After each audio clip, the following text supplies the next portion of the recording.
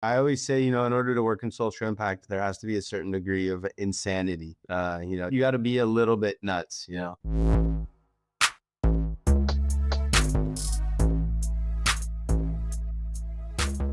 Hey everyone, and welcome to Tech for Impact, the show where we talk about technology and how it can impact your lives daily. My name is Ben. And I'm Darren Lee.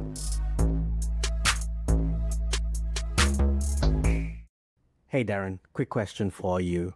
Shoot. Do you think that people are truly selfless in whatever they do? You have the likes of Mahatma Gandhi, you have Mother Teresa. Are they really truly selfless? Or, are those like the exceptions to the norm, so to speak? Well, okay. First of all, we're on the Tech for Impact podcast. So, we wouldn't be here unless we believed that people had that much good in them to spread it around. But, personally, I just feel like everyone has just that little bit touch of, if I'm going to put this much in, how much of that good is going to come out of it, either just for themselves or for everyone else. I think it's a matter of, yes, everyone puts in something expecting to get something out of it, but how much of it getting out is one. And then the second thing is, if I'm doing this for other people, how much are they going to get out of it, rather than some narcissistic endeavor, which, Right. we're also aware that there are tons of people who do that. But that's why I think today's topic is so relevant. I totally get you. And I think the story or the conversation we had with today's guest is pretty intense, because I guess it was a life journey that kind of converted into a social cause. And, it's pretty common for people to go out on a journey to, within inverted commas, discover themselves. Ah, it's that movie, Eat, Pray, Love. And you know what? I think it's become so much of, there's one side that gravitates towards this, especially when it came out. I think people fell in love with the idea of, if you travel and experience different things, you're going to find yourself, Yeah. and there's nothing more insufferable than a person who was already obnoxious to begin with, and he tries to be less obnoxious. He comes back with a different version of himself, with the difference that he just says namaste at the end of every sentence. I think with today's guest, people are going to see a different side to it. They went out, did not just only find himself, but also found purpose. Some people call it calling, some people call it a purpose, some people call it their vision in life. All right. So our guest today is Adam. He is the CEO and founder of a small organization doing big things in Brazil. It's called Favela Inc. His journey fundamentally started when he decided to leave his home country, the US of A, and go on a journey. And, unusually so, a lot of people will say, oh, wait, what's your standard destinations? You need to go to Nepal, you need to go to Thailand, Bali, or do a cross Europe trip and stuff like that. Our man, I think, decided, hey, I think Rio's for me, and decided to go there.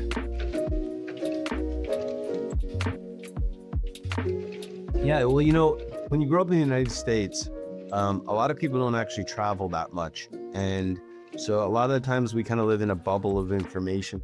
And what most people would have said if you asked them about Rio de Janeiro, they'd say, oh, it's one of the most dangerous cities in the world. You can't go there.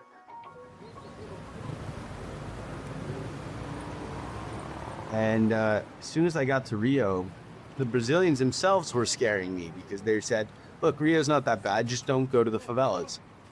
And it's like, when you look around the city, you see favelas everywhere, these low-income slums, as we call them in the United States. And so being the rebel that I am, I walked into a favela community. And the first thing I saw when you are coming up the stairs into the community is the police officers that they call the pacification police. The police that are supposed to bring the peace tend to do that through violence. So I ignored them and kept walking. And as I got deeper into the favela, I saw another group of men who were armed, but they weren't wearing any uniforms. And I said, okay, well, I don't think those are my people either, so I'll keep walking. And I eventually ran into a football field where some kids were playing, and I said, okay, I played football for 15 years in the United States. I figured that's going to be a good place to start my connection. So I started hanging out with them. And, when a white foreigner steps into a primarily black favela, it's kind of like an alien just showed up.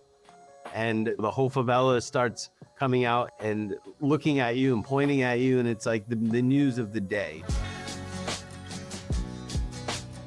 So everybody wants to talk to me. I can't understand anything they're saying. They're taking me to their houses. They're introducing me to their families. They're showing me all around the favela. By the end of the day, I'm like at a favela party at the top of the community overlooking all of Rio de Janeiro.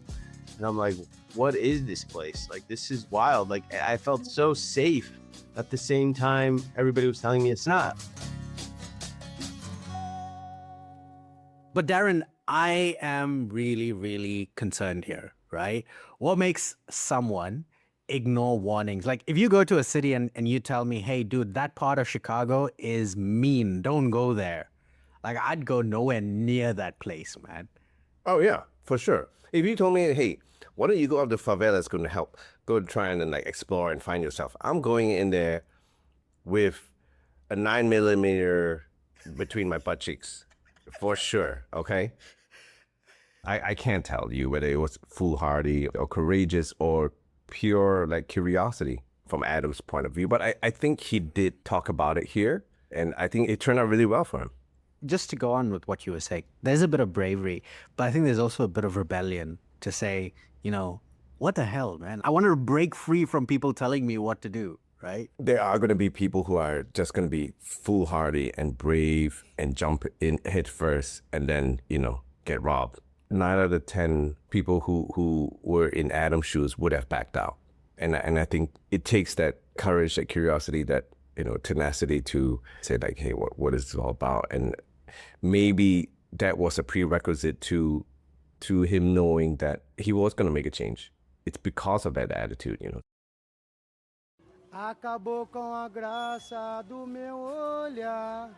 I realized that the majority of these people are actually entrepreneurs themselves, and many of them just don't know it yet. Just people creating small restaurants and little businesses in the community, and the majority of their clients are people in the favela themselves. So as you walk through the alleyways, you see like sometimes people take just like a window from their house and they put a little door on it that can be opened up, and they're serving drinks from their living room to people who live nearby, or they're cooking food out of the kitchen in their house to create a restaurant. You see people are just leveraging whatever they have, to try to create businesses. They live in extremely challenging conditions where sometimes the basics are not guaranteed. I mean, sometimes you're going down 200 stairs into an alleyway where there's an open sewer flowing right next to it. You have, people carrying weapons.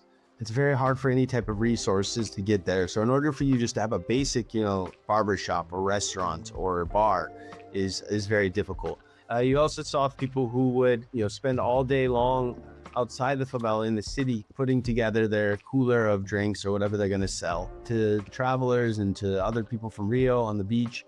And then the other type of workers you see are people who are supporting construction. So they're carrying bags of cement on their shoulders to and from work sites every single day. So they're very labor intensive jobs. It requires an entrepreneurial level strength in order to do those type of jobs where you're paid sometimes sub minimum wage and then depend on daily resources in order to feed your family. So if you don't get up and go to work that day, you're not going to have food. And people somehow they do it. They get up every single day. So yeah, the entrepreneurial spirit is really kind of just breathing all around you, and it manifests in a lot of different interesting ways. How you're describing it is they're entrepreneurial not by choice, but because of the environment that they grew up in, because they don't have any other choices. That's why they're forced into this mindset of like, how can I hustle for my next meal? How can I hustle to take care of my family? We call it survival-based entrepreneurship. It's a kind of required for you to be that way, or you live in suffering and extreme poverty for your entire life. And so I think it's those extreme dire situations that lead to building people who are resilient and creative. And then when you give them access to knowledge and to opportunities, they value it. And when they take that and run with it, there's really no stopping them. They can do things that other people otherwise wouldn't be able to do because they have already built in this survivor-based mentality. You know, there's also truth in isolation. Maybe it's because people have the perception that favelas are so dangerous, they leave it alone. And that's when the human spirit actually takes over and people thrive because it's a matter of survival. I think one of the things, because it's life or death, they can't fail. It's impossible to fail. You fail, you die. It's as simple as that. I think to me, from what Adam was talking about too, it really felt like the favelas was a city of hustlers. Everybody was a hustler, not from the terminology of it being negative, but people who are looking for a way out, and they would do anything. They'll find a solution to any problem on their own. Right. They had to hustle. It's something that they had to do. Like you said before, it's a do or die situation. It felt like the entire society was structured by this mentality of like, I'll do anything to put food on the table.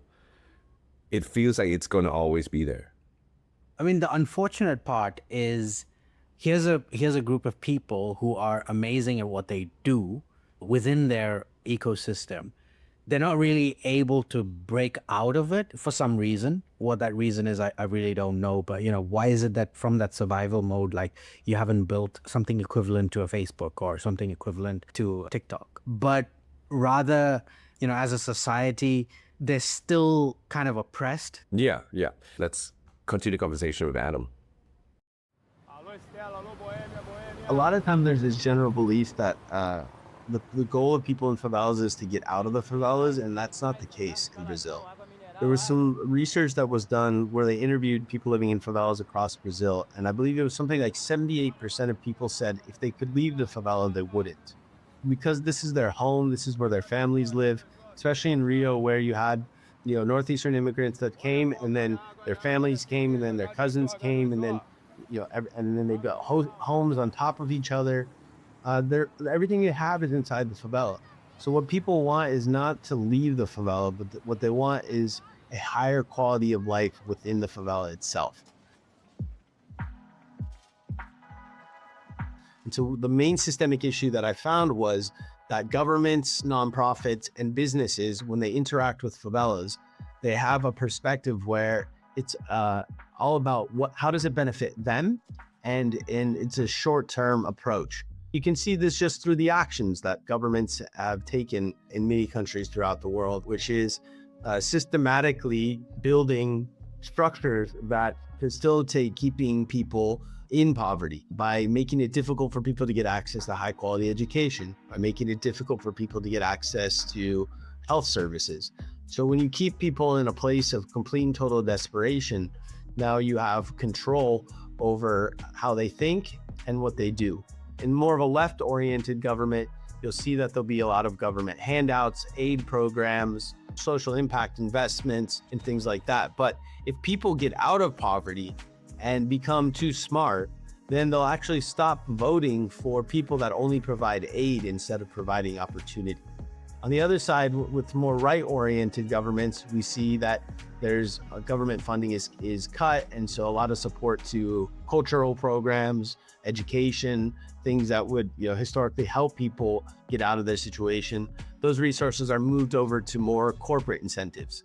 So the actions that they're going to take with regards to the favelas are also going to be based on getting and keeping cheap labor, and the nonprofit organizations have to have a pressure to generate impact in the short term and deliver that in a way that the people that are donating money to them will continue to believe that their money is going to something that they believe in. And most people who are contributing funds are not willing to wait 30, 40, 50, 100 years to see the fruits of the impact of the money they're investing. So this leads nonprofits to focus the majority of their efforts on aid-based efforts, like distributing food to people, rather than teaching them how to cultivate food or teaching them, you know, how to create new businesses. And even though there's a lot of, you know, well-intentioned nonprofits, they eventually kind of end up succumbing to the pressure of where's the money coming from. So all of this is ultimately what's led to the favelas being perpetually discriminated against and being kept at the kind of the fringes of society.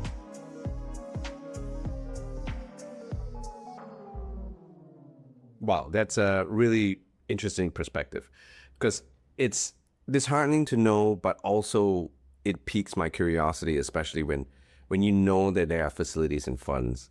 It's really, really important to understand what systemic poverty entails. I guess it's for the benefit of the benefactor, in a manner of speaking, that a lot of these organizations, especially the bodies that Adam is talking about, operate. It's crazy that corporates would push in money because they want to benefit out of it. And so, thinking about it, it's slavery of a kind. No, it definitely is. It's the definition of vicious cycle, right? You start something to try to end it, but the organization's aim is to remain active. So you, in a lot of ways, you can't end what you're trying to end because you have to stay in existence. I think this is a great place to talk about Favela Inc. Just for the listeners as well, I think what Adam is doing with Favela Inc. is they're combining both not-for-profit initiatives as well as for-profit structures to kind of build this hybrid model that is working towards solving a larger problem. Favela has three fundamental pillars. The first one is Brota, which is their physical co-working space. They are helping to create those physical spaces where people can come together to use resources, whatever those resources may be. Bringing minds together in a single space basically stems or creates this spark for innovation. The second pillar that they're really focused on is providing curated educational processes which are customized to specific segments of society and working for the interest of that society, right? It's not just, hey, I'm going to teach you something, I'm an educational organization, I need to go get funds. They're actually doing it because there's a need and to solve that specific need. The third pillar, which is what I think Darren and I are most interested in, is technology. Adam's quite interested in the world of blockchain. He's probably one of the few nonprofit guys that knew what blockchain is. He even does talks in and around technology. And the vision for their technology pillar is fundamentally to support the people using technology, where technology equalizes the playing field. It has to be an equitable solution.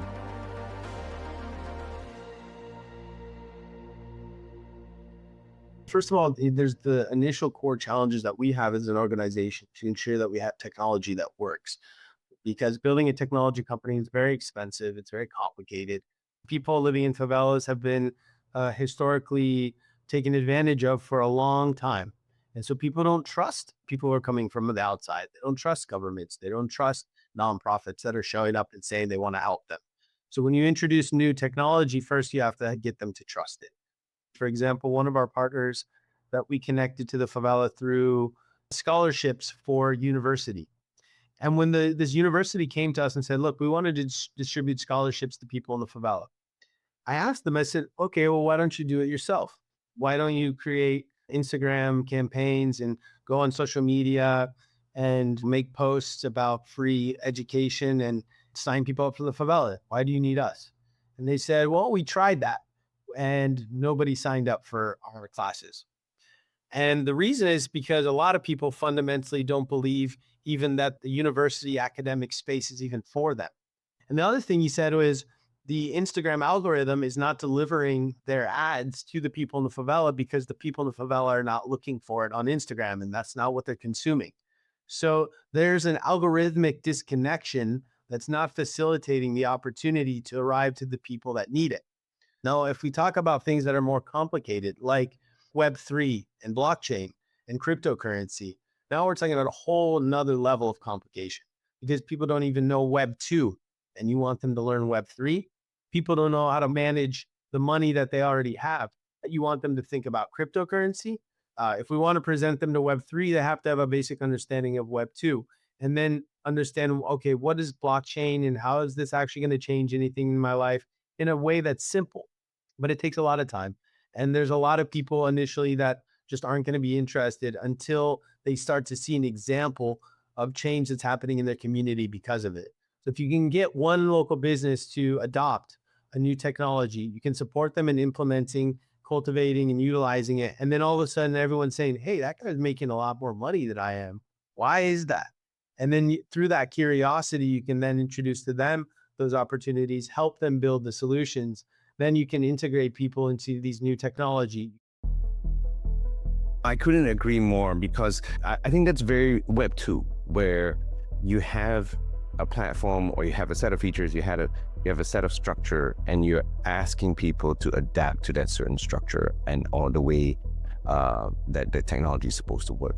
But rather, I do really feel that Web 3 and the future also holds, especially with AI, it's how technology can and will adapt to the needs of the people instinctively. I think that's one of the beautiful things that AI can also accomplish, is because we can teach AI, how to speak local languages. We can teach AI about local cultural conditions and traditions and issues. And then that AI can also help the humans make more intelligent decisions that are adapted to human individuality, rather than trying to standardize the process and how we do things. So I think there's the twofold process in both us utilizing these technologies like AI, and at the same time building the training models that represent the type of mindset that we know that is necessary in order to make these things happen.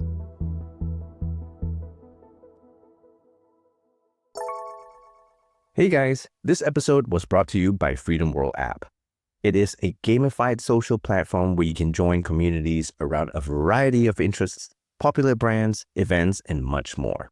You can immerse yourself in the community that's filled with activities and connect with like-minded individuals who share your passion. It's also the perfect platform for small businesses, content creators, or anyone looking to create a community.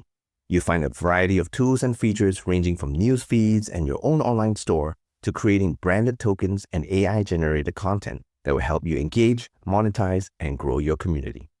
Download Freedom World on the Apple App Store or Google Play Store and create your world today. So, I mean, looking at Adam and his life, right? He's this American guy who wanted to travel the world, go on this journey of self-discovery, giving it all up and, get some clarity, purpose. A lot of people would, take these self-exploration journeys to the East. I think we hear that story so often, we see it in the media so much, and it's almost become a meme, man. People make fun of you if you start doing things like that, and if you do come back with a ponytail and like with some beads, you're just going to get jumped in like New York or somewhere else. But what I mean is, it happens so often that it's become pop culture. It's become a joke to some people. But I mean, I think it started with the right kind of motives, but where I think it's all broken down is when people publicize this whole journey and call it this awakening. You need to go to Nepal to really understand, or you need to go to Bangkok, Thailand, or whatever. And it's so sad, because it's like, oh, there's another guy in his midlife crisis from the West. yeah, you're gonna come back with a rash if you go to Bangkok looking for that. You're right. It all started out with really good motives, and I think people do find themselves, and people do have a better perspective in life, in a lot of things. I think it opens up a lot of opportunities for people to understand themselves and even their own culture. But there's also, because of this little thing called technology and social media, and it evolved into like, hey, the more I post about it, the more I show people, the more social currency that I would get, and that just equates to narcissism, and it feeds that ego. Hey, I'm gonna go find myself, and it, in a way, I think it also lets people justify their travels. But ultimately, you have to be honest with yourself, and also honest with your life's purpose and what you are actually doing with that time spent. And I think Adam is one of those individuals that went there without a preconceived notion of like, I will find myself.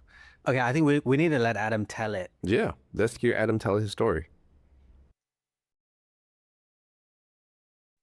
When I was coming back from Peru, I was in Bolivia and I was staying in La Paz, and I got a phone call from my father. And he said, Adam, this Peruvian shaman gave us this medicine called ayahuasca.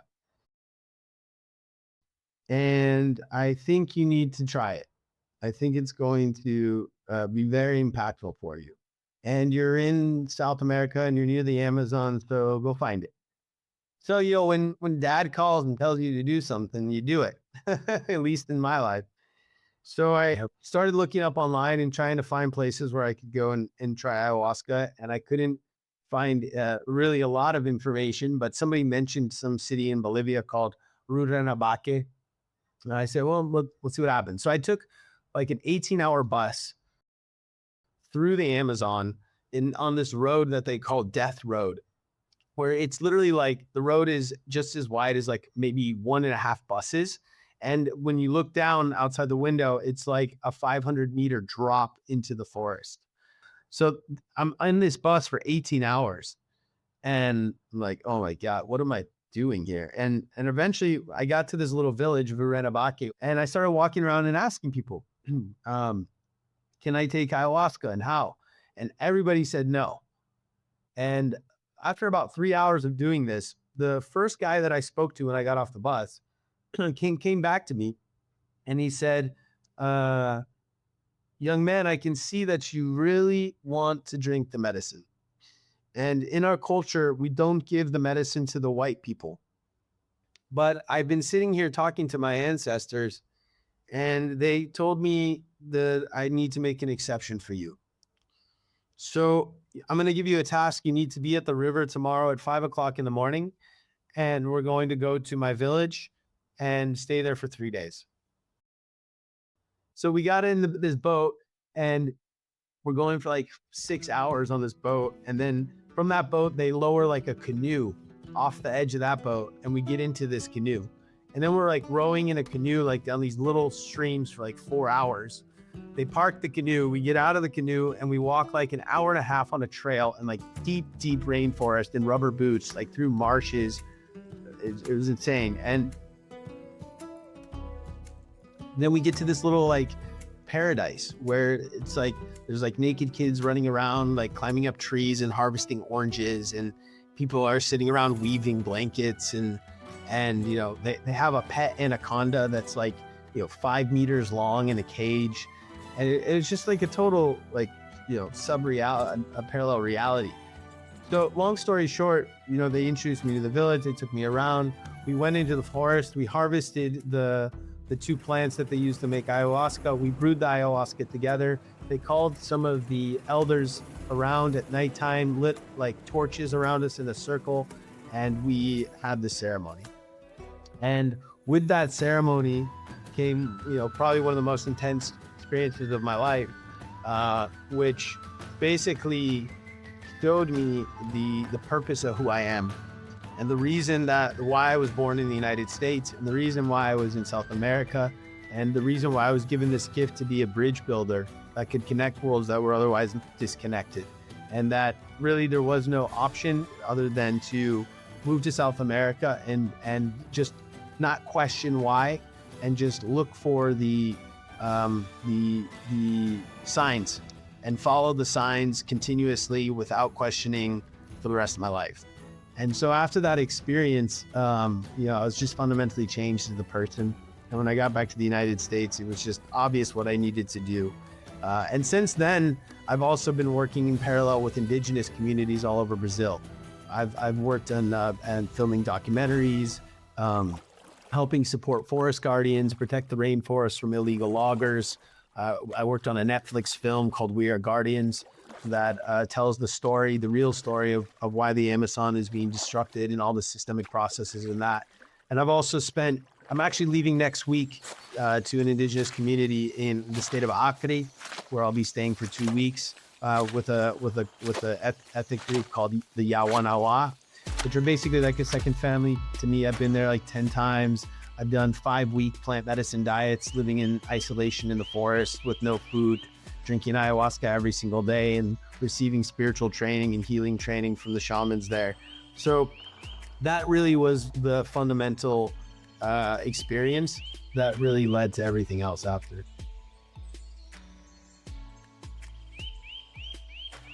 Not everyone will have the ability to go through an experience like what Adam has in finding clarity in what he wants to do, and also at the same time taking action on it. But at the end of the day, if you think about it, I want to go back to the first question I kind of asked you, Darren. Are we selfish, like in what we do? Is there a bit of selfishness? And I think that's going to be there, irrespective of who you are. Self-gratification, because I give money to the poor because I feel good about it, there's still an I in there. I think at the end of the day, if you just stop and think, there's always a bit of selfishness that is there, even in every larger good deed that you do, if you think about it. Yeah, I totally agree. I feel like if you are going to put in your time and experience and skill into it, reframing the mindset of what it means to make social impact is really, really important. And I guess this is one of the reasons why we have this podcast, is so that people can see that to make social impact is not just about giving up your time or money. It's about applying your skills and your experience and, you know, the same tenacity and the same grit that you had for your work or your vocation. I think there's a huge truth to that. I think fundamentally, if people approached everything from the macro perspective, it makes a huge difference. And I don't think a lot of people do that. I think they are few and far between. It's your Mother Teresa or your Mahatma Gandhi or your Nelson Mandela, or in a smaller scale, people like Adam, who's trying to help people out in the favelas to make something of themselves. Those kind of people, the sacrifices they make are, in some ways, yes, there is an eye to it, but there's also a larger vision. I can't think of a better way to end the podcast, man.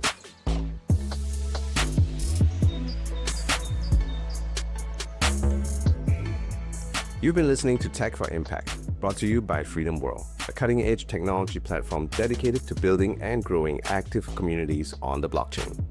This episode was hosted by me, Darren, and my co-host. That's me, Ben. This episode was produced by Arun Joseph from thesurge.online, edited by Andrew Martin. Sound design and mixing was done by Peter James, and incredible music is by Kushi. Thank you for tuning in.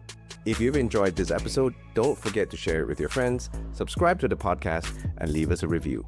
Until next time, stay curious and keep making an impact.